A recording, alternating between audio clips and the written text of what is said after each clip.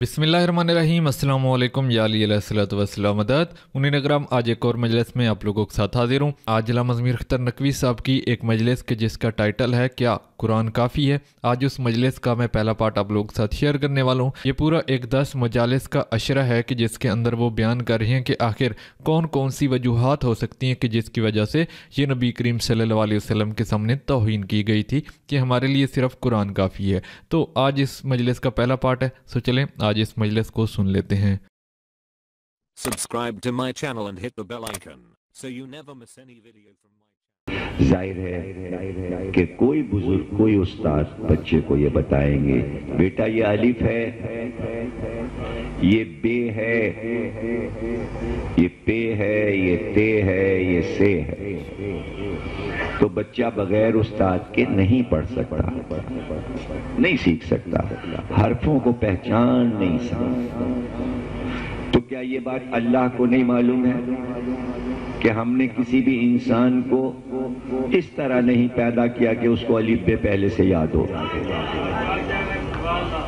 भाई ज़बानें तो अलग अलग थी, तो अब अल्लाह को ये करना पड़ता कि मुसलमान घराने में पैदा हो रहा है तो अरबी के हुरूफ सिखा के भेजे, और यूरोप में पैदा हो रहा है तो उसको ABCD मालूम हो, और उर्दू वाले को अलिफ बे पे ते से मालूम हो, और पेट से पैदा होते ही वो अम्मा से कहे अलिफ से अल्लाह, बे से बल्ला।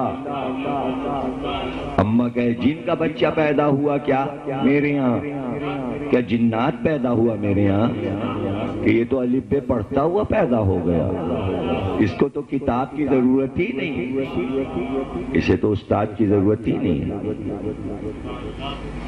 बड़ा होगा, बोलना सीखेगा, फिर हुरूफ पहचानेगा, फिर माँ या बाप उसको सिखाएंगे कि ये किताब है, इसका नाम किताब है।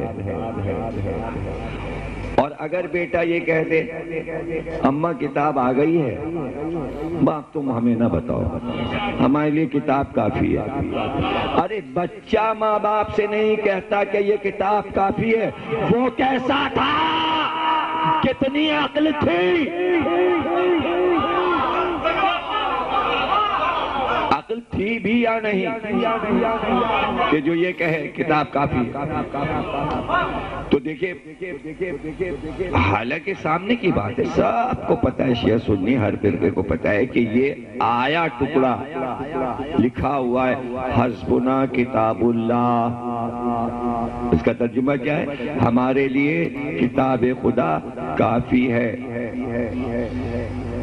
ये मौजूद है, ये बुखारी में भी है, ये मुस्लिम में भी है, ये तमाम हदीसों की किताबों में है, तारीख में है कि ये कहा गया कि किताब काफी है।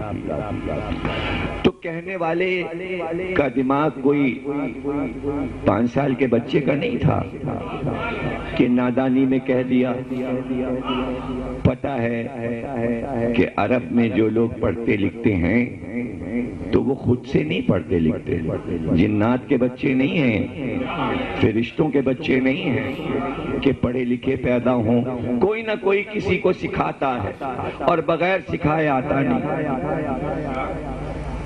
तो अब इसमें दो बातें, या तो जुमला सियासी है और उसके पीछे कोई कार फरमाई है, और या फिर किसी मनसब की हवस है।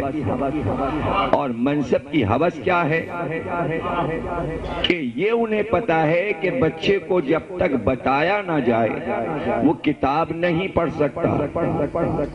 ये हर एक को यकीन था कि जब तक बच्चे को नहीं बताया जाएगा वो न लफ्ज़ पहचानेगा ना हर्फ पहचानेगा, बगैर सिखाए बताए नहीं आएगा।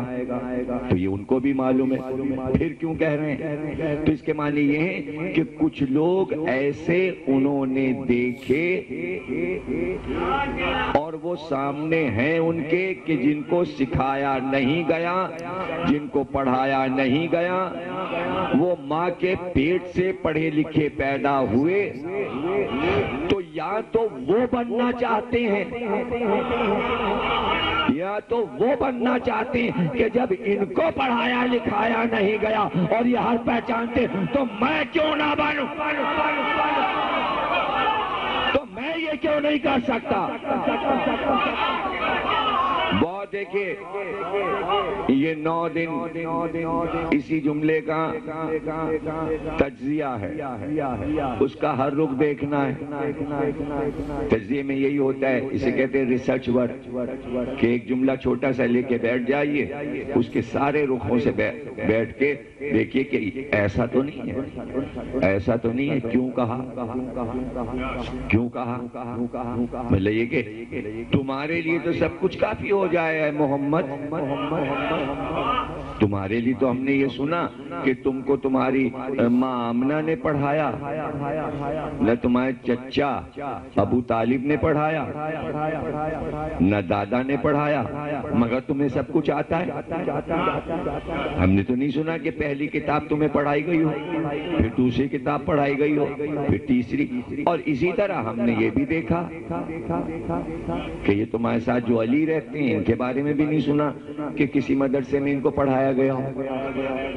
تو تم لوگ بنی ہاشم لوگ بغیر استاد کے پڑھے لکھے ہو جاؤ، اور میرے لیے یہ کہہ رہے ہو کہ یہ کتاب رکھی ہے اور یہ سکھانے والا ہے، میں سکھانے والے کو کیوں مانوں؟ میں تمہارا جیسا بننا چاہتا ہوں، اس لیے کہ تم میرے جیسے ہو۔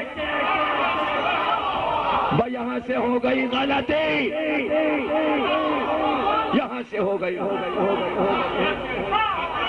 یہاں سے ہوئی غلطی۔ اب اس میں راز کیا ہے؟ دیکھیے آدم کے قصے میں کوئی مسئلہ نہیں تھا، کوئی مسئلہ نہیں تھا۔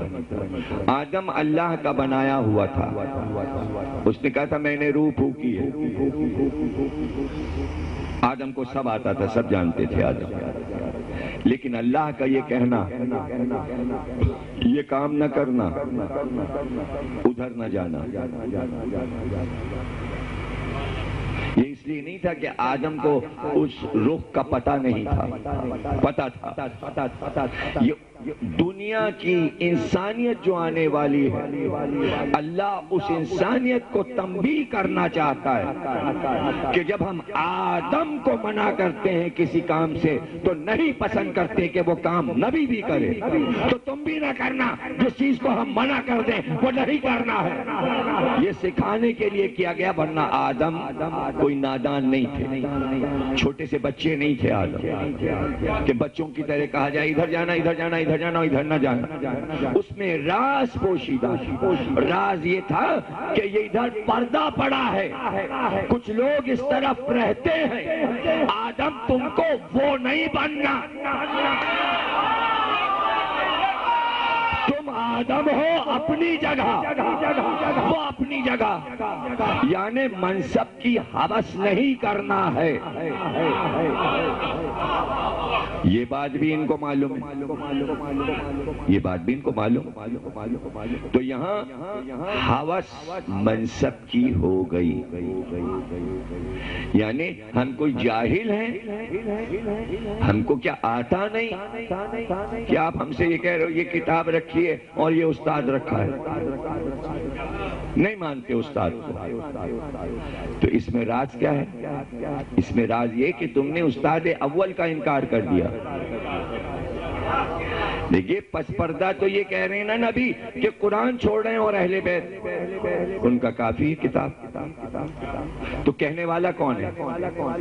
تو یہ اہل بیت کو نہیں چھوڑا گیا، یہ پہلا دن ہے کہ کتاب کو لے کے محمد کو چھوڑا گیا، کتاب کو لے کے محمد کو چھوڑا گیا۔ تو پلاننگ یہ تھی کہ جو تم نے بنایا ہے یہ سب ہمیں دے دو، اب تمہاری ضرورت نہیں ہے، اسی وقت اعلان ہو گیا اب تمہاری ضرورت نہیں۔ یہ کوئی نئی بات ہے؟ یہ کوئی نئی بات ہے؟ یہ ہر نبی کی قوم نے کیا، کسی نے چھوٹے پیمانے پہ کیا، کسی نے بڑے پیمانے پہ کیا، کوئی مشہور نہ ہو سکا وہ کام کر کے، کوئی مشہور ہو گیا۔